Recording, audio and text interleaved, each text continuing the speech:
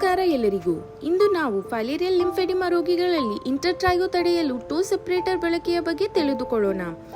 ಇಂಟರ್ಟ್ರೈಗೋ ಎನ್ನುವುದು ಬೆರಳುಗಳ ಮಧ್ಯೆ ಕಾಣಿಸುವ ಉರಿಯುತ್ತದ ಚರ್ಮದ ಸಮಸ್ಯೆಯಾಗಿದೆ. ಬೆರಳುಗಳ ನಡುವಿನ ಅಂತರ ಕಡಿಮೆಯಾಗುವುದರಿಂದ ಚರ್ಮಗಳು ಪರಸ್ಪರ ಒರೆಯುವುದರಿಂದ ಉಂಟಾಗುತ್ತದೆ. ಹೆಚ್ಚಿನ ಘರ್ಷಣೆ ಮತ್ತು ಬೆವರಿನಿಂದ ಉಂಟಾಗುವ ತೇವದಿಂದ ಕೆಂಪಾಗುವುದು, ಕೆರಕು ಮತ್ತು ಸೋಂಕು ಉಂಟಾಗಬಹುದು. ಟೋ ಸೆಪರೇಟರ್ ಇಂಟರ್ಟ್ರೈಗೋ ತಡೆಯಲು ಸಹಾಯ ಮಾಡುತ್ತದೆ. ವಿಧಾನ: ಟೋ ಸೆಪರೇಟರ್ ಬಳಸುವ ಮೊದಲು ಕಾಲನ್ನು ಚೆನ್ನಾಗಿ ತೊಳೆದು ಸಂಪೂರ್ಣವಾಗಿ ಒಣಗಿಸಬೇಕು. ನಂತರ ಟೋ ಸೆಪರೇಟರ್ ಮೇಲ್ಭಾಗವನ್ನು ಮೇಲಕ್ಕೆ ಮುಖ ಮಾಡಿ ಹಿಡಿದು ಬೆರಳುಗಳ ಮಧ್ಯೆ ನಿಧಾನವಾಗಿ ಇಡಬೇಕು. ಈ ವಿಷಯಗಳನ್ನು ಖಚಿತಪಡಿಸಿಕೊಳ್ಳಿ. ಇದು ಆರಾಮವಾಗಿ ಹೊಂದಿಕೊಳ್ಳಬೇಕು. ನೋವು ಅಥವಾ ಹೆಚ್ಚು ಒತ್ತಡ ಉಂಟು ಮಾಡಬಾರದು. ಎಲ್ಲ ಬೆರಳುಗಳು ಸ್ವಲ್ಪ ದೂರದಲ್ಲಿರಬೇಕು. ಎಲ್ಲ ಸೆಪರೇಟರ್ಗಳು ಸರಿಯಾದ ಸ್ಥಾನದಲ್ಲಿದೆ ಎಂದು ಪರಿಶೀಲಿಸಿ.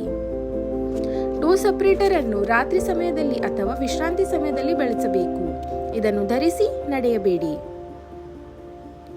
ನಿರಂತರವಾಗಿ ಟೋ ಸೆಪರೇಟರ್ ಬಳಸುವುದರಿಂದ ಬೆರಳುಗಳನ್ನು ಬೇರ್ಪಡಿಸಿ ಇಡಲು ಸಹಾಯವಾಗುತ್ತದೆ.